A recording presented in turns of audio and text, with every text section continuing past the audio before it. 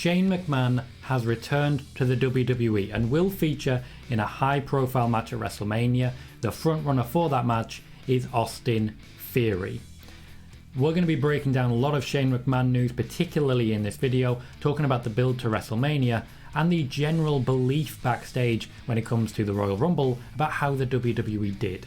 In addition, we'll be talking two distinct Shane McMahon based rumours and whether they're actually true or not. Firstly, about Elimination Chamber and Seth Rollins, and secondly, around backstage heat. So, hi everyone, my name is Tom Colohue, and around 2 weeks ago I first reported that Shane McMahon would be returning for the Royal Rumble. A couple of days before the Royal Rumble, I also reported what I believe is going to happen, that being Shane McMahon versus Austin Theory one-on-one at WrestleMania. Curiously enough, a number of different sites and a number of different people are suddenly of the opinion that, oh, maybe that's going to happen. You should definitely be hitting like and subscribe on this video to stay up to date with this particular news, but let's jump straight into it. Shane McMahon returned at the Royal Rumble and did in fact feature in the Final Four alongside Brock Lesnar, Drew McIntyre and Bad Bunny. Shane McMahon was requested to return several weeks ago. The offer was made and Shane McMahon decided yes, with a view to putting over someone new, elevating a new talent. Now admittedly, Shane McMahon usually gets a match in every WrestleMania, or at least the recent ones, but he's not been putting over new talents. He's wrestled The Undertaker, certainly didn't need it. AJ Styles, certainly didn't need it. The Miz, who I feel benefited from it for his face turn, but then went heel again anyway, so in the end didn't need it. And most recently Braun Strowman, who did need it. I feel Braun Strowman really benefited from that feud, mostly because it gave him a chance to improve on the mic by forcing him to do so. Of course, the less said about the release since, the better. The plan this year is for Shane to put over someone new, and there are a number of different names that have been pitched for WrestleMania.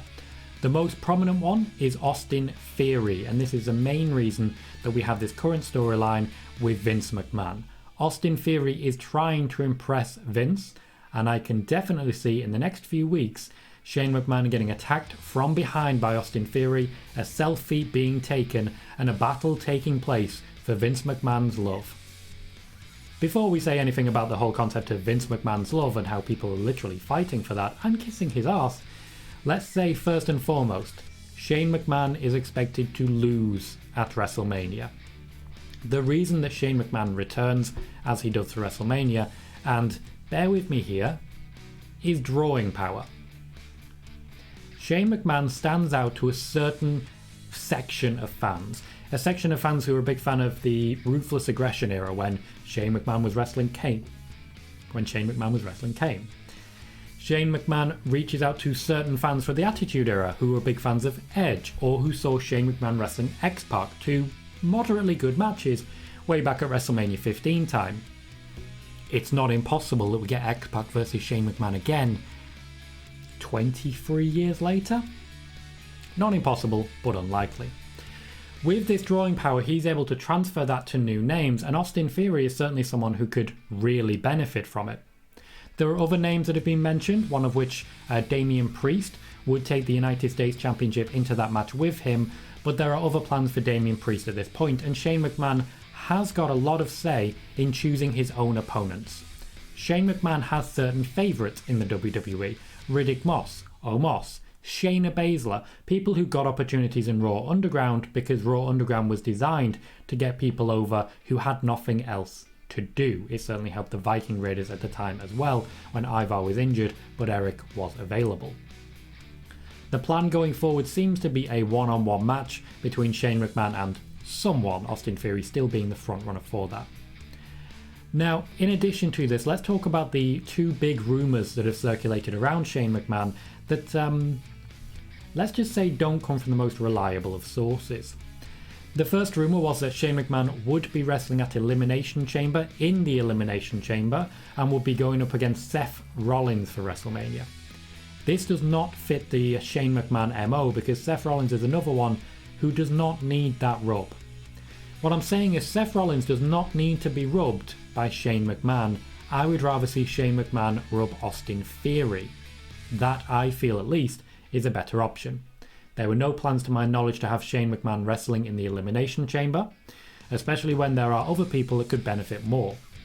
Randy Orton, for example, is not appearing in the Elimination Chamber, though Matt Riddle is, and that certainly makes things more interesting. The second rumour comes from an even less reliable source, and this is the rumour that Shane McMahon has massive backstage heat for producing the Royal Rumble all about himself. Now, to be clear, Shane McMahon did not produce the Royal Rumble all about himself. Shane McMahon did play a part in producing the Rumble, even though there is documentation out there stating otherwise. The reason the documentation states otherwise is that Shane McMahon is not a WWE employee. He is the very definition of a part-timer. He is working at current with no contract whatsoever, and this is one of the many reasons he hasn't been able to feature all so strongly over the many years. Basically, he's busy. The reason he is not appearing on the list of producers is because his production part was very late in the day and he's not a full-time employee. As regards backstage heat, not many people in WWE believe that Shane McMahon booked it all about himself. Shane McMahon came into the ring, threw a few punches, and then got the holy hell beaten out of him by Brock Lesnar. That doesn't sound great to me. In fact, the main reason that I am told for this is that the WWE were disappointed with the amount of surprises that they failed to achieve in at least the Women's Royal Rumble, but also the men's. We saw very few actual surprises in either match, and the lack of NXT, at least I feel, really hurt the flow. Because of this, they wanted a few more surprises. Bad Bunny was available, they reached out. Shane McMahon was available, they reached out, and it's good to remind people that Shane McMahon exists as we head into a WrestleMania in which he is expected to feature. There is some general unhappiness in the locker rooms, but essentially that is because the Royal Rumble was bad. Not because of Shane McMahon, because the Royal Rumble was bad. Be sure to like this video and subscribe, and check out the live videos where we report a lot of this news ahead of time for free, which you will find on the paywalls over the next couple of days. So be sure to check out some live shows which are Q&A. You can ask whatever questions you'd like and I endeavour to answer every single one as best I can. In the meantime though, I've been Tom Colohue, you've been fantastic, and I will see you very soon.